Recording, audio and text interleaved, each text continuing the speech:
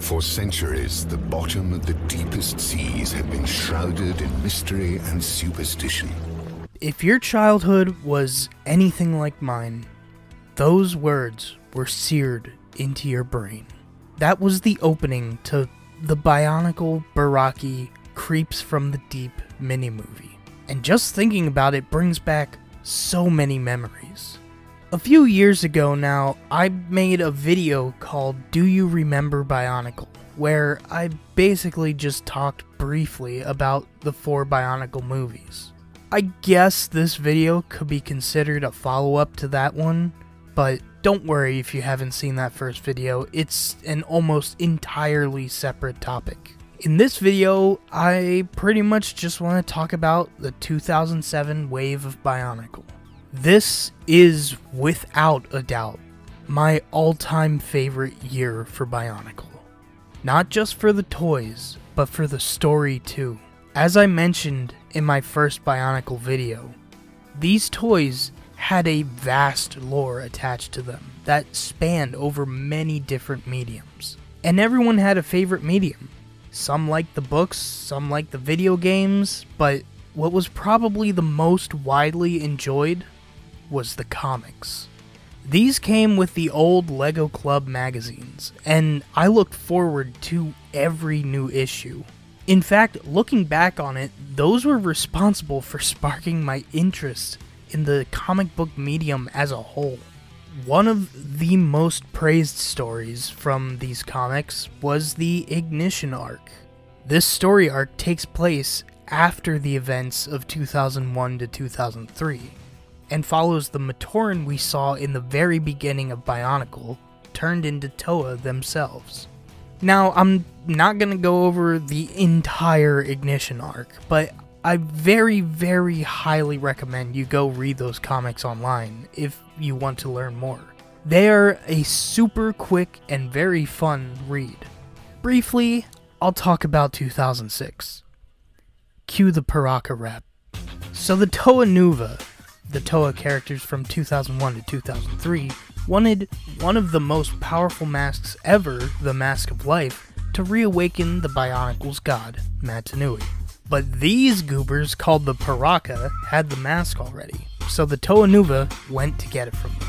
But the Paraka were actually sick as hell and beat the crap out of the Toa Nuva. This led to the creation of the Toa Inika, who, as I said previously, are the Matoran we followed in the early years. They have these really cool light-up weapons, and also some very weird masks. These guys and gal head over to Voya Nui, where the Paraka are, to go get the Mask of Life. But there's already a bunch of guys over there that also want the mask, but the mask is tied to this freaky dude that rides a spider, and he's kind of the final boss. Hilarity ensues, that spider turns into a dragon, and the mask falls into the sea. Does that bring everyone up to speed? Okay, cool. Some say it's a hostile place inhabited by the strangest creatures. Others that it's a prison for the most dangerous outcasts.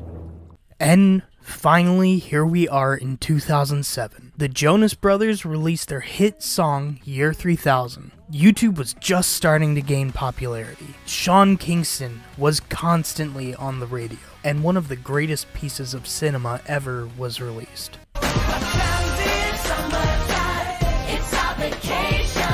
It was honestly probably one of the best times to be a kid because there was just so much great, meaningful media to consume. BIONICLE was arguably at the peak of its popularity. I remember in this era when I transferred to a new school and one of the first friends I made was also a fan of BIONICLE. We'd sneak our BIONICLEs into school in our lunchboxes. He even gave me this silver Mask of Life from the 2008 Toa Inika set, which I stupidly used a gold pen to color. But I'll never forget those memories. The way BIONICLE released sets for this year was releasing the villains first, then the heroes. And I think this strong start with the villains is what set up 2007 for success. The Baraki were warlords who had been banished to the deepest part of Mari Nui, known as the Pit, where their bodies mutated and adapted to the underwater living conditions. Just this description alone sets them up to be great bad guys. As much popularity as more nuanced and relatable villains have been getting recently, to me, nothing compares to bad guys who are just straight up evil. But not only were they great in concept, the sets themselves were truly fantastic. I cannot overstate this.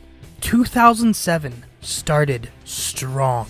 Just look at these crazy guys. I mean, this dude is literally covered in blood. Yes, in blood. A kid's toy whose face and weapons are covered in blood. By the way, if you haven't seen it, I very highly recommend going and watching the design breakdown of Pridak by the designer, Brian Ellis. Pridak is definitely my favorite of the Baraki. Not just because of the insanity of a kid's building toy designed to look like it's covered in blood, but because his design is so unique and it's based on a shark. I love sharks. He can go into shark mode. That's so cool. I also love the feature of the torso articulation, which was super rare for BIONICLE. But back to the Baraki overall, we have Pridak, as previously mentioned, Elik, Takedox, Kalma, Karapar, and Mantax. These designs are so clearly villains. They're so weird and otherworldly. You just automatically know who's the villain in the story, without even knowing the story. Elik has such a cool design, but is let down by the lime joints. Don't worry, I'll expand on that in a minute. I love these new for 2007 spine pieces that make up his back. And clearly the designers did too, because they used them plenty of times throughout this year. And his claw weapons were some of my favorite pieces as a kid. And although his name implies that he's based off an eel, to me, he more resembles a sea urchin, especially with that weird mouth. Have you ever seen a sea urchin's mouth? Those things are weird to me, and I'm someone that loves marine life. Takedox is pretty special to me because I got him at an Ollie's Bargain outlet way late, like after he was discontinued late. Like, maybe even after BIONICLE as a whole was discontinued. Although, I can't remember exactly when. But because of that, this is the only BIONICLE from my childhood that hasn't been ripped apart. He is so weird and spindly, and holy moly, he glows in the dark. This feature isn't anything new to BIONICLE or LEGO as a whole, but combined with that really disturbing looking face, I think it's so effective. His design was apparently based on a mantis shrimp, and I can definitely see it. This character design also just makes me think this guy is kind of reclusive and hangs out in the deepest, darkest parts of the sea. Plus, these new blade pieces are so aggressive, and combined with that terrifying face, it really makes the most imposing of the Baraki. I guess now is a good time to talk about the most hated launcher in all of BIONICLE history. That came with every Baraki, the squid launcher. This thing kinda sucks. Even as a kid, playing with these was not fun. I never once got these to fire, and I'd usually just take it off the figure entirely because of that. What if I told you that the squid launcher was actually good, and that LEGO themselves purposefully made it unusable? This was revealed, at least to me, in the Designing Pridak video I mentioned earlier. The original prototype for the squid launcher was so good that it didn't pass LEGO's safety tests, and so they made it terrible on purpose. It's just a shame because these launchers are the one big blemish on 2007. Because of how many sets they come in. One of the sets I didn't remove the squid launcher from is Kalma. This was my first Baraki, and is arguably the most iconic, with his signature tentacles and his 3 eyes. These tentacle pieces, as well as the face, feet, and chest section, are from my childhood Kalma. The rest of the pieces are parted out from Bricklink or scavenged from my collection. These armor pieces really get that marine life texture. I guess if I were to have an issue with this guy, it would be that his build is kinda unremarkable. This is what's known as the Paraka build, which, you guessed it, is the standard build for all of the Paraka sets from the previous year. Personally, I don't mind it much, but it can get pretty repetitive. Just like Karapar, who uses what's known as the Inika build, which comes from the Inika. As a Marylander, I feel obliged to love this guy, since he's very obviously inspired by a crab. The design of these armor pieces is just so perfect to get that more armored look, and his squat build really exaggerates how bulky he is. I also really love how organic the plastic used for the armor pieces looks. And these claw parts are just so cool. And lastly, for the Baraki, Mantax. And he's pretty okay, but definitely the weakest of the wave for me. I do really like what they were aiming for, with his inspiration being a manta ray, but the build just isn't great. The pretty bare arms could do with something to cover the Technic pinholes. It just looks incomplete compared to the rest of the figure. Plus, his main weapon is kinda small. Not the worst we've ever gotten from BIONICLE, but is kinda unintimidating. To side along with the Baraki were two Titan sets, Nocturne and Holy Gadunka.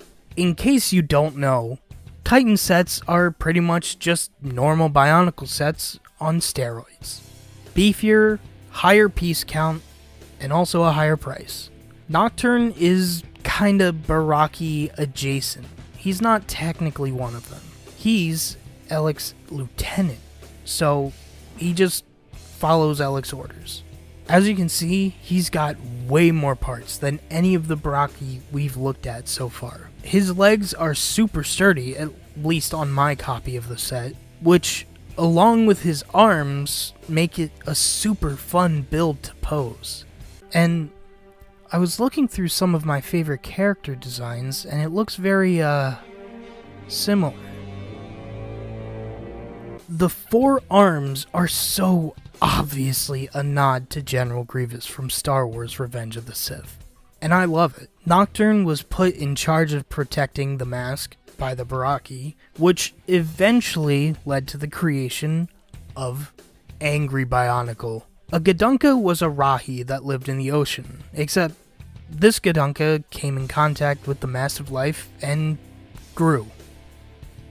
A lot. The Mask of Life has its own sort of sentience, and can choose protectors to keep it safe. And what better way to protect yourself than with a big ball of Angry? And honestly, this set is big, but it could be just a hair bigger. Especially with how large Gadunka is depicted in the comics and mini-movies. This set feels just a bit underwhelming. It's not all bad though. I love the overall design of this guy, and it's still a very fun set with his movable jaw. Gadunka doesn't really have a side he's on, he's more of a force of nature type of deal. Just really there to make life hard for the Toamari. And that's all of these creeps from the deep.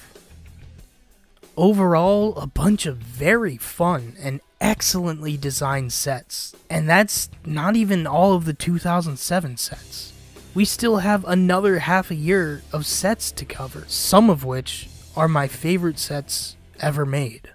Legend has it that the only hope of ever getting out of there is a mask that every deep-sea creature has been craving for years. A mask, they say, everyone is prepared to fight for and risk their life to possess. The second half of 2007 introduced two more Titan characters that weren't necessarily villains, but they definitely got in the way of the Toamari. First up, Hydraxon. Now, I know what you're gonna say. Hey, Hydraxon sure sounds a lot like Axon from 2006 when under the water. I bet those guys are the same. Nope. Oh, you think just because they have similar names that somehow means they're related? Why the hell would you even think that?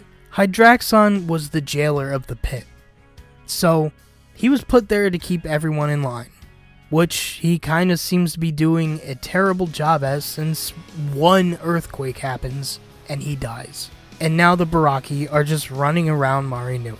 Weird story stuff aside, this set is very cool. I really love this mask design, and the blade sticking out of his back, and his weird claw weapon that makes no tactical sense, and this really neat torso design that uses a Paraka foot as the chest armor with these really cool tubes sticking out of the side. But probably the coolest part, he has fingers. Fingers that can move and be posed. By far, one of my favorite features on any Bionicle I've ever owned. Even as a kid, I would try to find a way to put fingers on all of my creations, to varying levels of success, since my parts organization at that time was throw it all in a bin and hope I can find it later. But actually finally owning this set is kind of a full circle moment for me. Although my one gripe with this set is a pretty big one. At least on my copy, the Kordak blaster is just too heavy for his arm to support, so it really limits a lot of the poses I can do with him. Anyways, lore-wise, this Hydraxon is actually a second version. It's actually this little fella, Dekar, who was the poor soul who initially found the Mask of Life when it drifted down to the sea floor. And he really just wants to destroy the Mask of Life because it's causing way more trouble than he thinks it's worth. Everyone disliked that. Even Makuta Pterodax, whose spirit goo just happened to go down to Marinui and find itself in a Maxilos robot, a guard of the jail. Pterodax in this new Maxilos body befriends Spinax with his Rahi powers, and now Makuta has a best friend. They saying you ate a treat if you ain't eat a treat from... Did you eat... I'ma ask you again. Did you eat a treat from right? This was a set I wanted for years, but could never find because everyone wants this set, so that makes it very pricey. Fortunately, I was able to get this guy incomplete for a much lower price. It's huge. And not only is it big, it's also super well designed and sturdy. Once again this year, we see torso articulation. Plus, his friendly companion Spinax has one of the most solid color schemes I've ever seen in Bionicle, which is just varying shades of gray, but the gradient between from silver to dark bluish gray to black just works so well here. This set is really the central focal point of any 2007 collection because he's just such an incredibly well made, large, and imposing set. For those that don't know, Makuta Pterodax is the big bad over the entire Bionicle story, and so his presence anywhere isn't just for no good reason. He knew that Matanui was weak and on the verge of death. This, of course, was why the Toa were so desperate to get the Mask of Life. But little did they know, this is exactly what Makuta wanted. Although he was the enemy, he had plans that required Matanui to live. I'm telling you now, I have plans that I cannot share with you right now because the haters will sabotage me. And he was merely just there to make sure the Toa Mari succeeded. The Toa Mari are my favorite Toa sets. I've been kind of building them up this whole video, and for good reason. They, in my opinion, are the best mainstream Toa team. The Toa Nuva almost never get along, and didn't feel like friends. The Toa Metru I just didn't really like, even if those sets were my introduction to Bionicle. mostly because the Legends of Metra Nui movie was not good in my opinion. And the Glatorian were never really a Toa team at all. But the Toa Mari feel like a cohesive team that all get along. And it's mostly because they were all friends as Matoran before they were Toa. Plus, they just look cooler.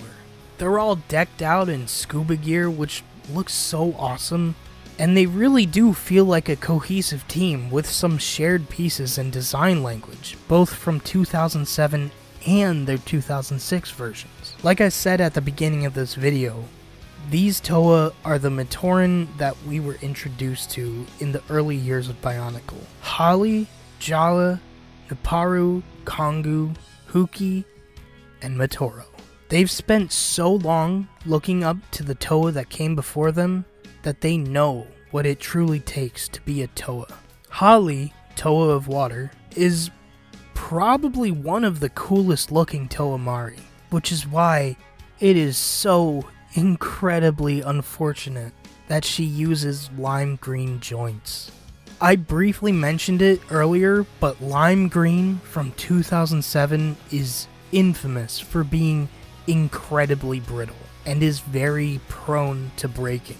Just speaking too loudly can cause the joints to crack. Fortunately, my copy doesn't have the worst condition joints, but most of these joints are still cracked in some way. It really is so unfortunate because I think the lime green joints really work for a Toa of Water for a story that takes place in her realm.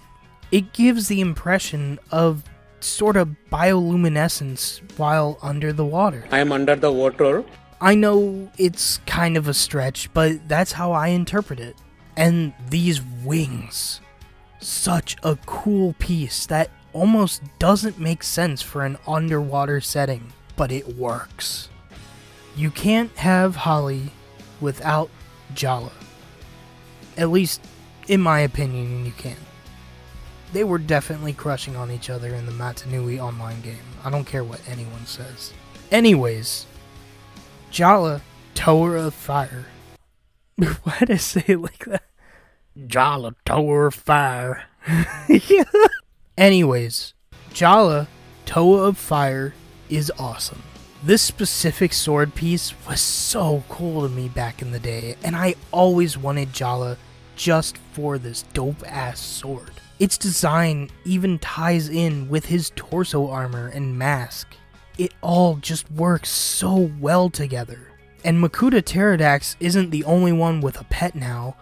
Jala's Kordak blaster is attached to his little chihuahua-sized attack crab. This crab can kinda get annoying to play with since it's not attached to the figure, so I just attach it to the figure. This is even accurate to the Toa Mari mini-movie, and that's how I display my Jala holding the Mask of Life. If I had one, Nuparu, Toa of Earth, has the most unique weapon of the Toa Mari, in that it's not a weapon really, it's a shield. His shield is definitely made with form over function though, because there are two massive gaps on either side, but still, it undoubtedly looks cool. I remember my friend I mentioned earlier brought this guy specifically and showed it to me at lunch, and I loved the use of the Paraka limbs. But now, not so much. It definitely makes it a little frustrating to pose, especially since he uses a shield. Also makes posing his feet slightly more difficult, but not impossible. The designer of Pridak also designed this guy and has a separate video about it, which you should also watch. His armor is supposed to resemble tactical armor, and it definitely looks very cool with that mask. Now, half of the Toa Mari have the Anika build, namely Jala, Nuparu, and Matoro, and are relatively unchanged to their previous incarnations. This was still pretty new to the line at the time, but I have seen a lot of scrutiny about most Toa Mari using some form of the Anika build. in my opinion, using the BIONICLE build really isn't that big of a crime. Don't get me wrong, I do think that the reliance on the BIONICLE build further down the line wasn't the best, but it really doesn't ruin a set for me. And now, from the worst launcher to the best launcher, the Kordak Blaster is my personal favorite launcher of any BIONICLE launcher ever. Yes, sometimes it doesn't work, but the same can be said for most launchers. Not really, I'm coping.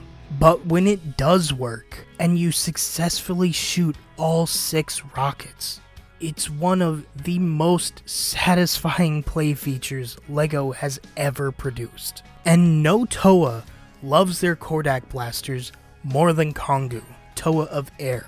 Yeah, this one is kinda weird. For some reason, Kongu gets 2 Kordak blasters instead of a primary weapon paired with a Kordak blaster. And I don't hate this choice, it's just a little weird since almost all of the previous Toa of Air came with 2 swords so that they could wind fly. But for his overall build, I actually really like it. He's pretty squat and has some crazy long arms. But I love this mask and the really cool addition of this sorta air tank. Another short king, Huki, Toa of Stone. This guy is probably my least favorite of the Mari. I remember really wanting him as a kid because Huki was my favorite BIONICLE with that awesome axe. But this guy was a letdown, especially after years of hyping him up in my head. The mask isn't even really a full mask, and I honestly hate how the Kordak blaster is attached to his Paraka arm. It's super unstable and always manages to fall off. His primary weapon is also kinda boring, just being a sword with an axle piece connected to it. The chains are a nice callback to Huki's BIONICLE form, but ultimately he's just my least favorite of the wave, and maybe even of the whole year. And finally, if you know, you know. Our savior, Matoro, Toa of Ice.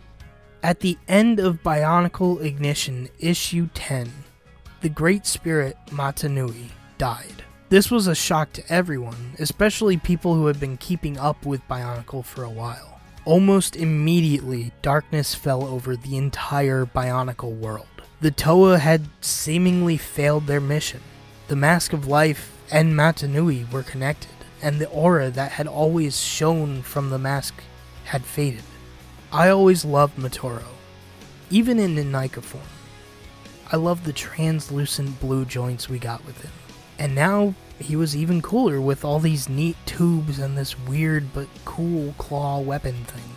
And he even has a modified BIONICLE build, which uses the feet from the original Toa Mata. Now, I'm gonna get a little more intimate here. Matoro was the only Toa Mari I had as a kid. I'm not even sure why he was the only one my parents ever got me, since they both knew how much I loved BIONICLE. And at the time, I was ready to become a marine biologist right then and there. And I don't say this as a, well, why didn't my parents buy me more toys? I just mean it as somehow they knew to get Matoro. And with Matoro being the only Toa Mari that I had, it made my love for that specific BIONICLE even stronger, which made his sacrifice hit even harder. In his last moments, Matoro feels no fear. He knows he has succeeded.